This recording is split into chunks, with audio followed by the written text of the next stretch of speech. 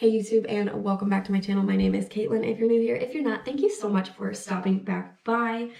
Here on my channel, we talk about all things personal finance in my life. And so today we are going to go over my January budget closeout. So I'm just going to tell you what I did with my money.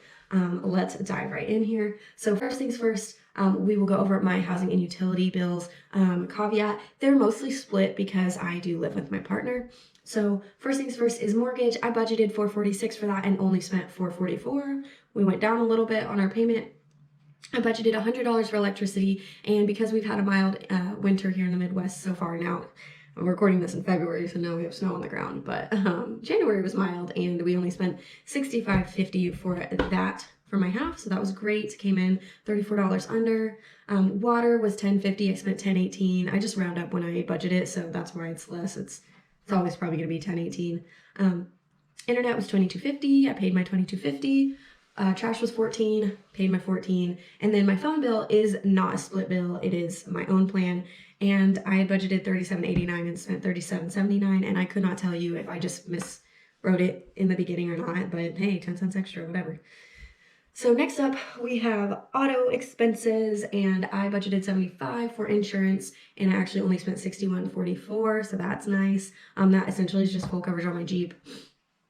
And then for fuel, I budgeted $100 and only spent $49.13. I really didn't go anywhere in January, I guess.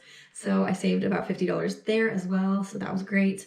That comes into play here in a minute. So it's great. My debt section, this is savings. So that's why it's called student loan savings and whatnot. It's not an actual payment, putting it into a savings account. But I budgeted $135 as my minimum payment and then an extra savings of $200, and I was able to actually make that $250. So I was able to save $50 extra to savings for student loans this month.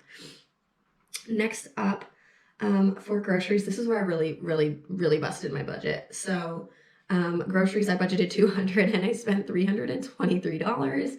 Obviously that savings that we had in the auto section definitely came into play, making up for this grocery overage quite a bit.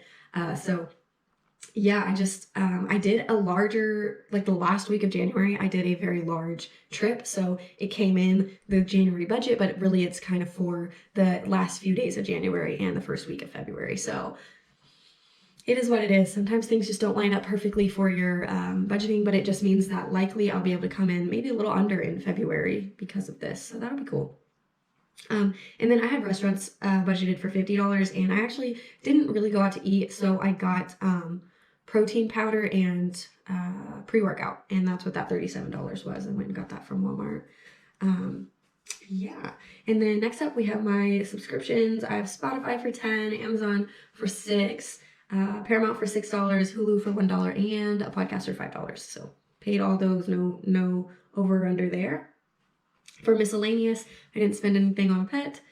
And then household toiletries, I budgeted $75 and ended up spending $104, which the reason some of these are over, but they're only over because I did bring in extra income that I put towards these. So for the household, I put like $20 extra from a refund. So I'll go over all that later. But for personal spending, I budgeted $100 and ended up spending $256.57, so about $150 over. And I did buy a sit-stand desk. It cranks to put it up and down, but it's so smooth. I love it. It's from FlexiSpot.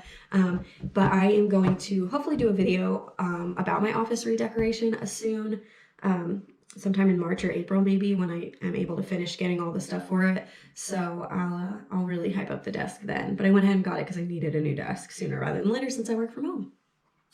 Miscellaneous, I budgeted $75 and only spent $57, which is great. And then we will coast on over to my savings and sinking fund section, which I am really happy to have updated this section and kind of broke it out a little bit, because it's nice to be able to see the beginning, ending, and difference so that I can kind of get a better picture when I'm going through it of like what happened during the month.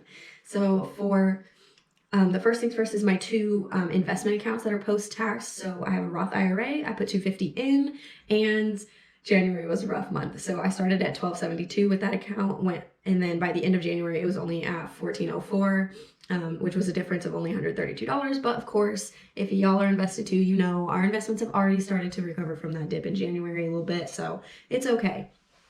Next up, I have a just a brokerage account, and I planned to put 20 in it. I put 35 because of like minimum transfers and stuff like that. So just put a little extra. It started at 155 and ended at 178 for a difference of only $22. So again, that dip affected that account as well. Next up, I did pay for propane. So I put $75 into my propane sinking fund, and that brought it from $240 to $315. And I really, guys, we got our propane tank filled in January with a pre-buy contract. So we spent about $900 for a full tank of pre-buy propane. And when they dropped it off, they put on the paper like how much it would have cost if we didn't have that contract in place. And we saved $1,100 on the gas that they put in our tank in January. That's how insane the prices are. They're just ridiculous right now. So I'm super glad we did a pre-buy contract. We're so smart. Thank goodness for all the people that told us to do that, because I wouldn't have known without some of my friends' parents telling me. So yeah, anyway. For my home sinking fund, that's like all things home. So this month, I planned to put 250 in, and I ended up spending 968 or 963, sorry. And that is because we bought a treadmill. So I had to take money out of that account to balance this, and so that's why it looks like I spent quite a bit in there. So yeah, the account went from 1065 down to 601 because of my half of that treadmill, and I am so happy. We got a Soul F63, and I have been using it almost every day for at least 30 minutes. And I'm just walking a ton, and I'm loving it. It does incline. It's a really high quality one. It was like, I think it was over $1,000. But yeah, I recommend if you have the means to like make that happen. And the only reason we could afford it is because we split the cost of it. So, you know, if I had to buy a treadmill by myself, I would have been looking at a much lower tier, just because I wouldn't have been willing to spend that by myself. But anyway, I'm so glad we bought it. We love it. We love it. We love it. No regrets, none. With vehicles, I planned to put 375 in, and I actually spent 2275, and that's because the money that I planned to put in for vehicles, I did put that in, and then I did also sell my Subaru in January, so I sold that for $1,800, and so that's why that looks really high. However, I didn't actually put the $1,800 into my savings account, so the savings account only went up by $475, which means I put an extra $100 towards it this month. So very happy with that. It now sits at $2,350 plus $1,800 or whatever that is. So I'm looking at a very healthy down payment for when I do decide to buy something, but it's probably not gonna happen in February, so. Next up, for vacations, I planned to put 250 in, and I ended up spending 400 because I put 300 in and took out 100. So my vacation fund went from 1479 to 1679, and that was a difference of $200. I did have to take 100 out to pay for some New Orleans activities, which were a pedal barge and a haunted tour. So I'm very excited for those. It's in late April when I take that trip, so I'm very excited. For the gifts fund, I planned $30, and I was actually able to put in $110, and then I spent about $16.50 on getting a gift for my mom because it was her birthday in January. Just a little something for her. It wasn't anything extravagant, but it was something. And then for family, that's my fund that I use to help my family however I see fit, and I don't typically want to share what I'm spending it on. It's not that much money, but I do include it so you all know that's what I'm doing. I'm using it to help my family out. And so it's probably never going to accumulate into a sinking fund because I'm just going to use it for them for whatever they need. Just as some background, my mom is actually disabled, and she supports both my little sister and my dad on that. So that's why, like, I do help them out because, God, I could get into a whole rant on this country and how we treat our elderly, but it's fine. It's fine. Everything's fine. Emergency fund, I planned 150, and I was able to put in 200 for that, and so it went up by 200, so now I'm at 2150. My goal for the year is 3,000 hopefully, so I think I can get there now, especially with being able to put in extra here. That was really great. In January, started the year really strong with saving more than I planned to in most of my savings funds. And we'll get into why I was able to do that now. So with income, I had budgeted $1,575 as my paychecks because I just wasn't sure what they were going to look like with the 2022 deductions. So I was off in the good way, meaning I budgeted low. So I actually brought in $1,591 and $1,594 for my 2 paychecks in January. So that was a difference of about $16 and then $19, which was fabulous because y'all saw my grocery budget went over. So I needed a little bit of cushion there, and that helped a ton. Next, I did get a gap insurance refund from when I paid off my Jeep, and I was absolutely shocked that it was this much money. But yeah, they sent me a check for $421, and so I'll go through what I used that for. I ended up getting some storage cubes, some of those fabric cubes for our bedroom.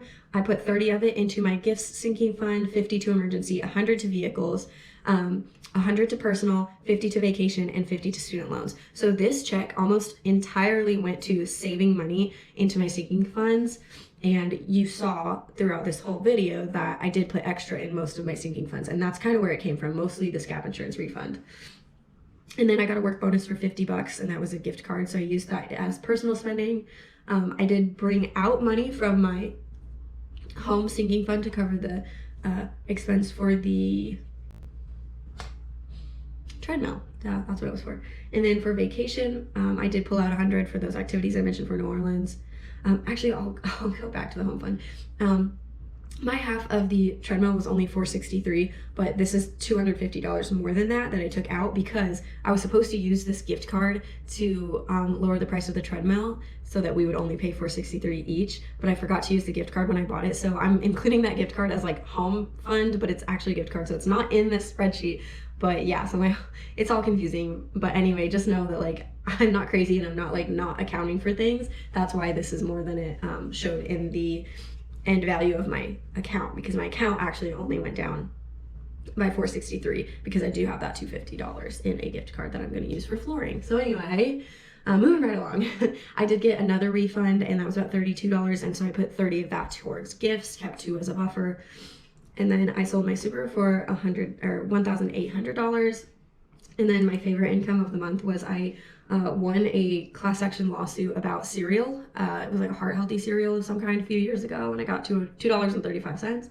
And then Google Opinion Reward, I got $2.45. And just to be clear, I just like Googled class action lawsuits and found one that I like technically qualified for and signed up for it. Like I wasn't like leading the charge to like sue a cereal company, but I'll take the $2.35 because I did buy that cereal during that time frame. So anyway, with that, the total in, total out, balance, all that, it looks way off because of how much I brought out of my sinking funds and stuff, but all in all, I had planned to spend to where I would have $5 left as a buffer in my checking account, and I ended up having about $5 left. So I did a good job on balancing some of the overspending with some of the extra income, and just by being under budget on a couple other fields like in the auto section and stuff. Next up, these donuts, they just don't tell you a good story when I bring in like extra income the way that I did this month. So, you know, you can see I had planned to put over 50% between the debt and the savings section to savings.